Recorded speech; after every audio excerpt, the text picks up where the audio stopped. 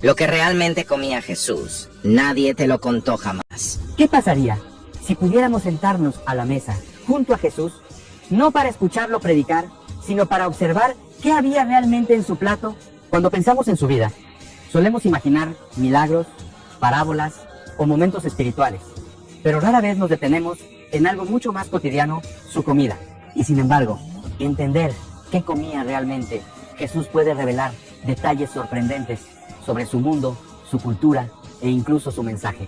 En este video vamos a viajar más de 2000 años atrás hacia las tierras polvorientas de la Palestina del siglo I. No vamos a hablar solo de símbolos religiosos, sino de historia real, alimentos mencionados en textos antiguos, costumbres judías, leyes alimentarias y la forma en que la comida formaba parte de la vida espiritual diaria. Descubriremos por qué el pescado era tan común, qué papel tenía el pan en cada comida, por qué el aceite de oliva podía valer más que la plata y cómo frutas simples podían sostener viajes enteros por el desierto. Porque para Jesús, comer no era solo sobrevivir, era enseñar, era conectar, era transformar lo cotidiano en algo eterno. Y quizá, al entender lo que había en su mesa, podamos entender un poco mejor quién era realmente. Para entender qué comía realmente Jesús, primero tenemos que viajar mentalmente al entorno donde vivió. No hablamos de una época de supermercados, refrigeradores o alimentos disponibles todo el año. La comida en la Palestina del siglo I dependía del clima, de las cosechas, del trabajo manual y sobre todo de las normas religiosas que guiaban cada aspecto de la vida cotidiana. Comer no era solo una necesidad biológica, era también una forma de obedecer a Dios, de pertenecer a una comunidad y de mantener una identidad cultural fuerte frente a otros pueblos. La alimentación diaria estaba profundamente conectada con la ley judía. Existían reglas claras sobre qué podía comerse y qué no. Estas normas no solo buscaban salud o higiene, sino que representaban pureza espiritual. Para un judío de aquella época, elegir un alimento incorrecto no era simplemente un error nutricional, era una falta espiritual.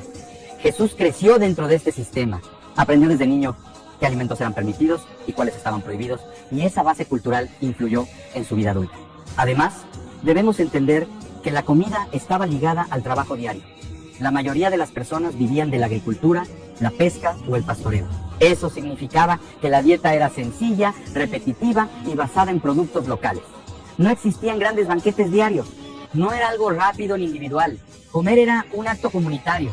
Las familias compartían platos. Los viajeros compartían provisiones. Los maestros compartían mesa con sus discípulos. Sentarse a comer significaba aceptar a alguien dentro de tu círculo social. Por eso, cuando Jesús comía con diferentes tipos de personas, no solo estaba alimentándose, estaba enviando un mensaje. Otro punto clave es que los alimentos tenían doble función.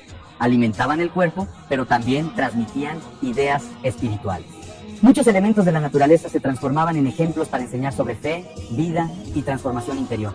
La comida era parte del lenguaje con el que Jesús se comunicaba con la gente. Cuando observamos su dieta, vemos algo muy claro. No era la dieta de un rey ni de una élite. Era la dieta de la gente común, de pescadores, campesinos, pastores y viajeros.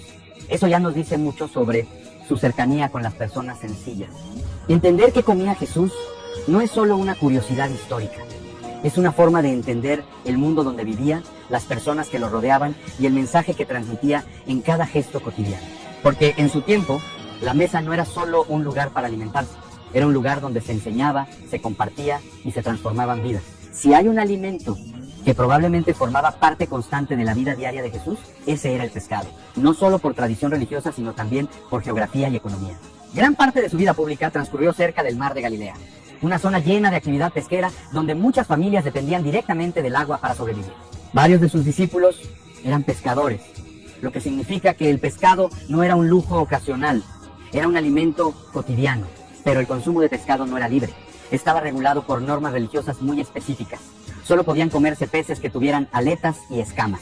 Esta regla definía qué especies eran consideradas limpias para el consumo. Por eso, peces como tilapias, carpas o ciertas sardinas eran opciones comunes. Otros animales marinos quedaban automáticamente excluidos de la dieta. Además del aspecto religioso, el pescado tenía ventajas prácticas enormes. Era una fuente importante de proteína en una época donde la carne roja era más escasa y costosa. Y lo más importante, podía conservarse. Sin refrigeración, las personas dependían de métodos tradicionales como la salazón o el secado al sol.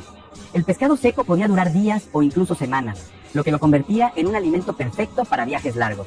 Jesús y sus seguidores caminaban constantemente entre pueblos, no siempre tenían acceso a comida fresca. Por eso, llevar pescado seco era una estrategia lógica. Era ligero, nutritivo y relativamente fácil de transportar. También hay registros que muestran que el pescado no solo era consumido, sino preparado directamente sobre fuego abierto.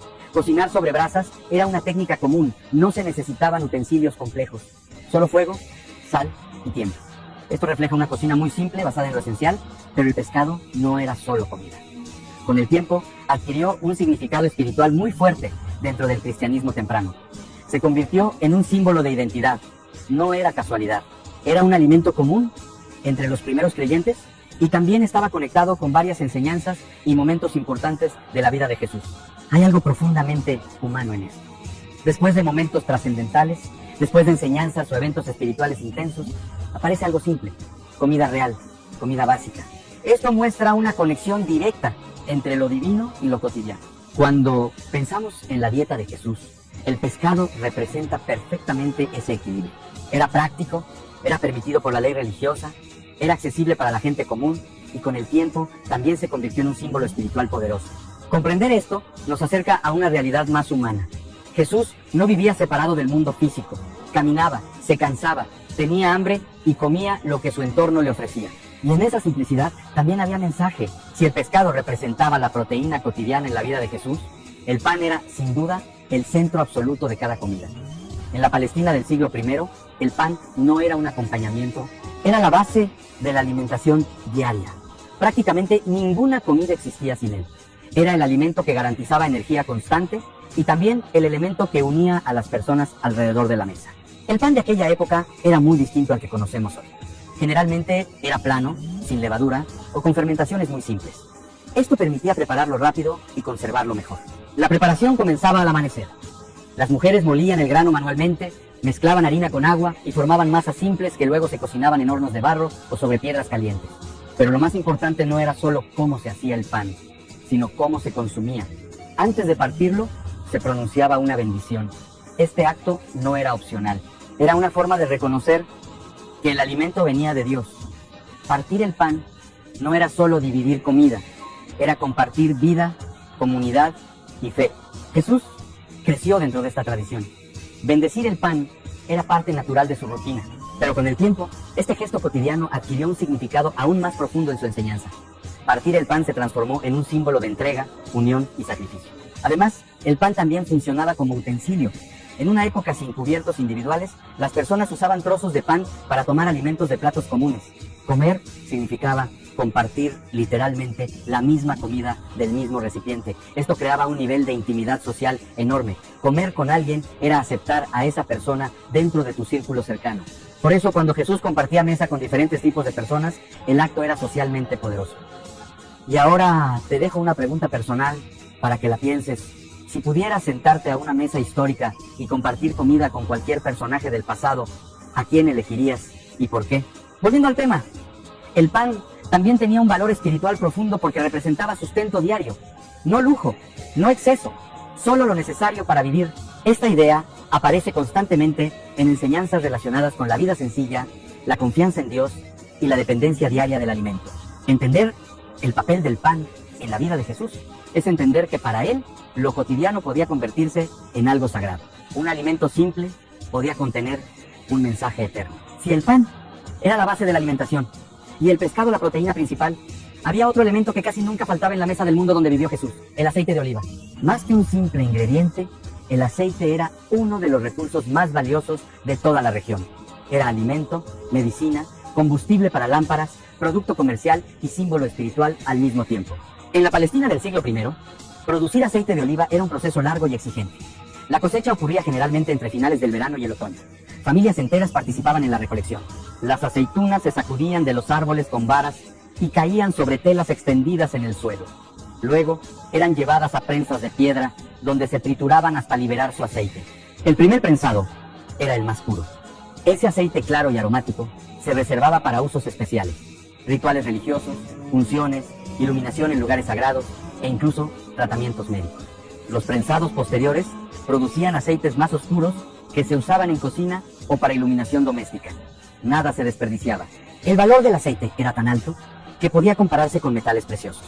No todas las familias podían producir grandes cantidades. Por eso, tener aceite era también una señal de estabilidad económica. Era una riqueza líquida que podía almacenarse y transportarse en la alimentación diaria. El aceite cumplía funciones esenciales. Se usaba para mojar el pan, cocinar alimentos, conservar productos e incluso mejorar la absorción de nutrientes.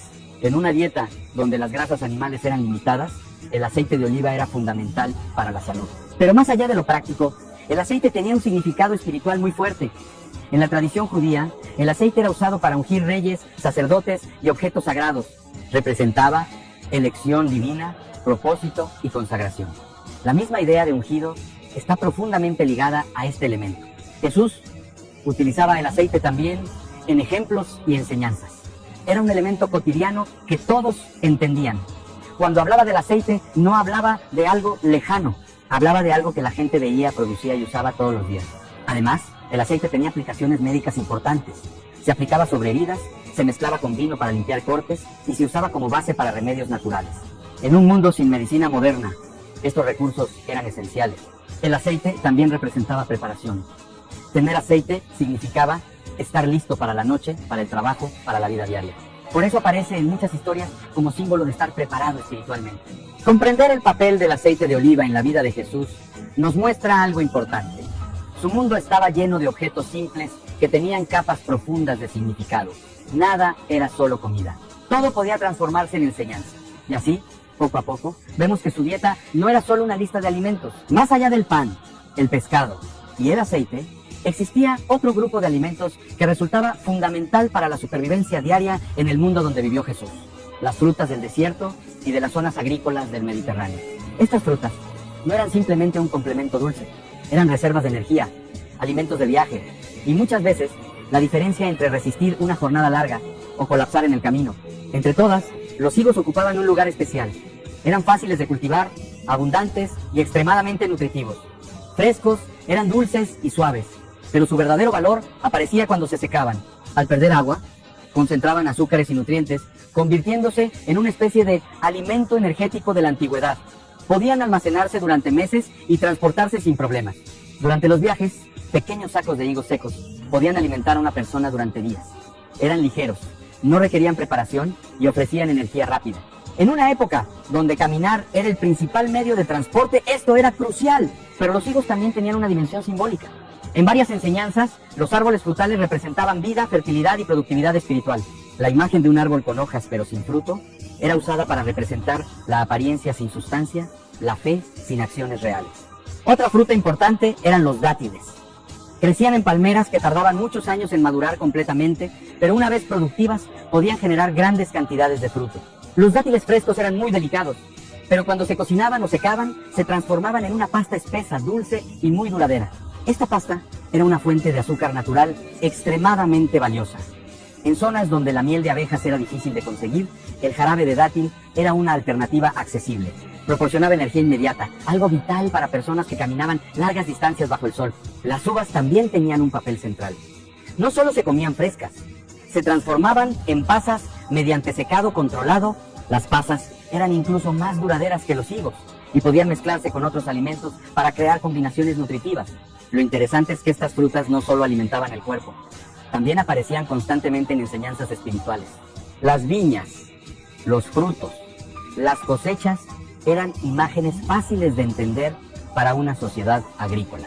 En la dieta cotidiana, estas frutas cumplían varias funciones. Aportaban energía rápida, ayudaban a conservar alimentos y servían como reservas para viajes largos. Esto nos muestra nuevamente algo clave. La alimentación en tiempos de Jesús estaba diseñada para la supervivencia. No había exceso, no había desperdicio. Cada alimento tenía un propósito claro. Y en ese contexto, comer frutas secas no era un lujo ni un postre, era una estrategia de vida. Si las frutas proporcionaban energía rápida y el pan garantizaba sustento diario, había otro elemento que ocupaba un lugar central en celebraciones, rituales y momentos sociales importantes: el vino. Sin embargo, el vino en tiempos de Jesús era muy distinto a la idea moderna que tenemos hoy. En la Palestina del siglo I, el vino era una bebida cotidiana, pero rara vez se consumía puro. Lo más común era mezclarlo con agua. La proporción podía variar, pero normalmente se diluía en varias partes de agua por una de vino. Esta práctica tenía razones prácticas y culturales. Por un lado, el agua sola muchas veces no era segura. Podía contener bacterias o impurezas. Mezclarla con vino ayudaba a reducir riesgos sanitarios. Por otro lado, el vino puro era demasiado fuerte para el consumo diario. Diluirlo permitía beberlo regularmente sin provocar embriaguez. Esto es importante porque nos ayuda a entender cómo Jesús podía participar en comidas y celebraciones sin romper normas sociales relacionadas con la sobriedad. En su contexto cultural, el consumo moderado de vino diluido era normal e incluso saludable. El vino también tenía propiedades digestivas y medicinales. Se usaba para aliviar problemas estomacales y para limpiar heridas cuando se mezclaba con aceite. En un mundo sin medicina moderna, estos usos eran comunes. Pero el vino no era solo práctico. Tenía un significado espiritual profundo. En celebraciones religiosas importantes, el vino simbolizaba alegría, bendición y pacto, especialmente en celebraciones relacionadas con la Pascua, donde cada copa tenía un significado específico relacionado con la liberación del pueblo judío. Uno de los momentos más conocidos donde aparece el vino es en la boda de Caná. En ese contexto, quedarse sin vino era un problema social enorme. Significaba deshonra para la familia anfitriona. Transformar agua en vino no fue solo un acto milagroso, también fue una restauración del honor social y un acto de abundancia inesperada. Además, el vino representaba celebración, comunidad y pacto. Compartir vino era compartir un momento de unión. Era una bebida asociada a momentos importantes, no solo al consumo diario. También existía una diferencia entre el vino cotidiano diluido y el vino ritual, que en ocasiones se consumía con menor dilución dependiendo del contexto ceremonial. Esto nos muestra algo importante sobre el mundo de Jesús. La comida y la bebida estaban profundamente conectadas con la vida social y espiritual. Nada era solo nutrición, todo tenía significado cultural. Entender el papel del vino en su mundo es entender cómo la vida cotidiana, la salud, la celebración y la fe estaban completamente entrelazadas. Porque para las personas de esa época, beber vino no era solo hidratarse o celebrar, era participar en una tradición milenaria que conectaba historia, religión y comunidad. Aunque el pan, el pescado, las frutas y el vino formaban la base de la dieta, había otro grupo de alimentos que garantizaba la supervivencia en los momentos más difíciles: los productos derivados de la leche, especialmente los provenientes de cabras y ovejas. A diferencia de la imagen moderna, donde la leche de vaca domina la alimentación, en el entorno donde vivió Jesús, las vacas eran poco comunes. Mantener vacas requería grandes cantidades de agua y pasto, recursos escasos en muchas zonas de la región. En cambio, las cabras y las ovejas podían sobrevivir en terrenos secos, rocosos y con vegetación limitada. Por eso eran los animales más comunes en la vida rural. La leche de cabra y oveja era más espesa y con sabor más fuerte que la leche de vaca, pero era altamente nutritiva. Contenía proteínas, grasas esenciales y minerales necesarios para mantener la energía en un entorno físicamente exigente. Sin embargo, había un problema importante. La leche fresca se estropeaba muy rápido bajo el calor del Medio Oriente. En pocas horas podía volverse agria. Por eso, casi siempre se procesaba inmediatamente. Uno de los productos más comunes era el queso fresco. Para hacerlo, la leche se cuajaba usando enzimas naturales, muchas veces obtenidas de plantas o del estómago de animales jóvenes. Luego se prensaba, se salaba y se consumía fresco o se dejaba secar para transportarlo en viajes largos. El queso era un alimento perfecto para viajeros. Era compacto, nutritivo, duradero y fácil de transportar. Para alguien que caminaba largas distancias, era una fuente confiable de energía. Otro producto importante era el yogur. Este surgía de manera natural cuando la leche se dejaba reposar en recipientes de cuero. Las bacterias presentes iniciaban la fermentación, creando un alimento más ácido, espeso y mucho más resistente al calor. El yogur no solo alimentaba, también ayudaba a la digestión. En una época sin antibióticos ni tratamientos médicos avanzados, los alimentos fermentados ayudaban a mantener la salud intestinal. Estos productos también podían mezclarse con miel de frutas o consumirse junto con pan. Era una combinación simple pero altamente nutritiva. Detrás de cada vaso de leche, cada trozo de queso o cada porción de yogur había un sistema completo de vida rural. Pastores cuidando rebaños, familias trabajando desde el amanecer, niños aprendiendo a ordeñar y cuidar animales. Jesús creció rodeado de ese mundo agrícola. Por eso muchas de sus enseñanzas usaban ejemplos relacionados con pastores, ovejas y rebaños. Era un lenguaje que todos entendían. Esto revela algo profundo. La dieta de su tiempo no era industrial, ni masiva, ni anónima. Era personal, comunitaria y profundamente conectada con la tierra. Y entender eso nos acerca un poco más a comprender cómo era realmente la vida diaria en su mundo. Si la leche, el queso y el yogur podían sostener el cuerpo, había algo todavía más esencial para la vida diaria en tiempos de Jesús: el agua. En una región marcada por el calor, las largas caminatas y los terrenos secos, el acceso al agua no era algo garantizado. Era una búsqueda constante, una necesidad urgente y muchas veces una cuestión de vida o muerte. Pero no toda el agua era considerada igual. Existía una diferencia importante entre el agua estancada y el agua corriente. El agua en movimiento, proveniente de manantiales o ríos, era vista como más pura y segura. El agua almacenada en cisternas o charcos podía contaminarse con facilidad. Por eso, encontrar fuentes de agua confiables era fundamental. Las rutas entre ciudades y pueblos dependían del conocimiento de pozos, manantiales y puntos naturales de abastecimiento. Quienes no conocían estos lugares corrían el riesgo de deshidratarse rápidamente. Transportar agua también era un desafío. No existían botellas modernas. El agua se llevaba en recipientes hechos con pieles de animales, sellados para evitar fugas. Estos recipientes podían cargar grandes cantidades, pero eran pesados y difíciles de transportar durante largas distancias. En este contexto, el agua no solo era un recurso físico, también tenía un significado espiritual muy fuerte. En la cultura judía, el agua estaba asociada con la purificación. Antes de comer, muchas personas realizaban lavados rituales. No era solo higiene, era una forma de prepararse espiritualmente. Además, el agua aparece constantemente en enseñanzas espirituales. La idea de agua viva representaba vida, renovación y pureza. Era una metáfora poderosa, porque todos entendían el valor del agua en un entorno donde escaseaba.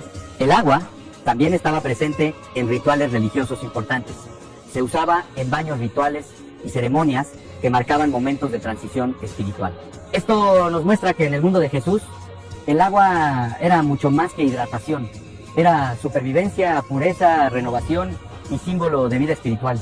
Además, el control del agua determinaba muchas decisiones diarias: dónde viajar, dónde vivir, cuánto tiempo permanecer en un lugar. Comprender esto nos ayuda a entender algo clave. Las enseñanzas que usaban el agua como símbolo no eran abstractas, eran profundamente reales para quienes escuchaban. Cuando se hablaba de sed, todos entendían lo que significaba. Cuando se hablaba de agua que da vida, todos sabían lo valiosa que era. En un mundo sin tecnología moderna, el agua definía el ritmo de la vida humana. Y por eso, en ese contexto, hablar de agua no era solo hablar de un recurso natural, era hablar de vida misma. Si el agua representaba vida y purificación, había una comida en particular donde todos los elementos pan, vino, ritual, historia y fe se unían en un solo momento: la cena de Pascua. Para Jesús y sus discípulos, esta no era una comida cualquiera. Era la comida más sagrada del calendario religioso judío. La Pascua recordaba la liberación del pueblo de Israel de la esclavitud en Egipto. No era solo un recuerdo histórico, era una experiencia que se revivía cada año a través de la comida, los gestos y las palabras. Cada elemento de la mesa tenía un significado específico. Las hierbas amargas recordaban el sufrimiento en la esclavitud. El pan sin levadura representaba la prisa con la que el pueblo salió de Egipto. El cordero simbolizaba el sacrificio que, según la tradición, protegió a los primogénitos durante la última plaga. Era una comida profundamente simbólica, diseñada para enseñar historia, identidad y fe al mismo tiempo. Sin embargo, en la última cena de Jesús ocurre algo que ha generado debate entre historiadores y estudiosos. En algunos relatos, el cordero no aparece mencionado directamente como parte de la comida. Esto ha llevado a distintas interpretaciones.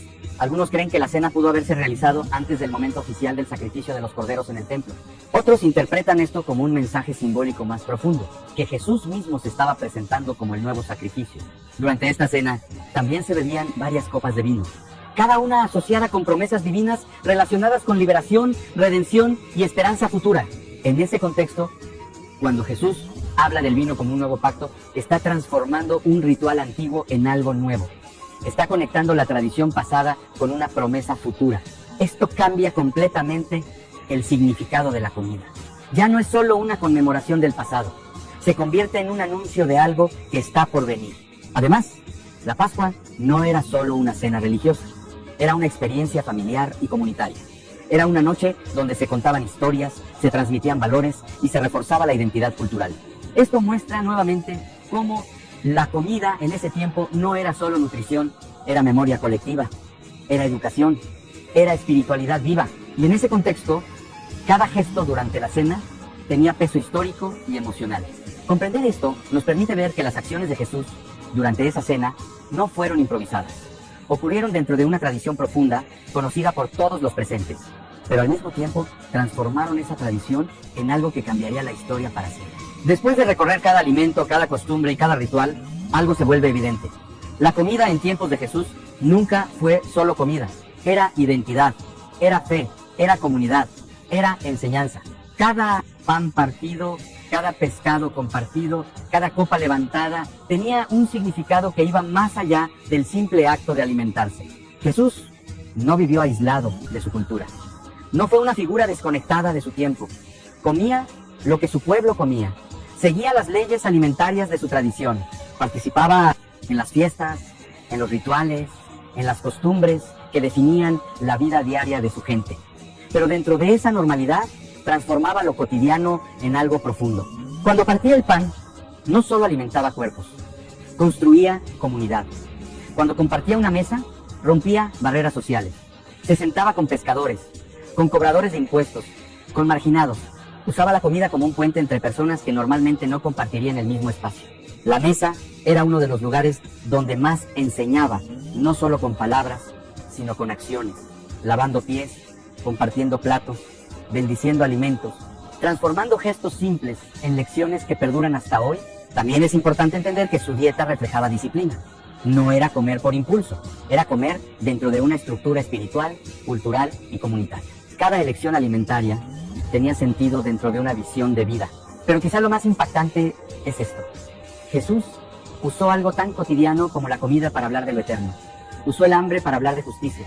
Usó el pan para hablar de entrega. Usó el vino para hablar de pacto. Usó el agua para hablar de vida interior. Eso cambia la forma en que vemos la historia, porque significa que lo sagrado no estaba separado de la vida diaria, estaba dentro de ella, en una mesa sencilla, en un alimento compartido, en un gesto repetido miles de veces, pero lleno de significado. Y tal vez esa sea la reflexión más fuerte que podemos llevarnos, porque entender qué comía Jesús no es solo una curiosidad histórica, es una invitación a mirar nuestra propia mesa, a pensar con quién compartimos, a preguntarnos qué significado tienen nuestros actos cotidianos.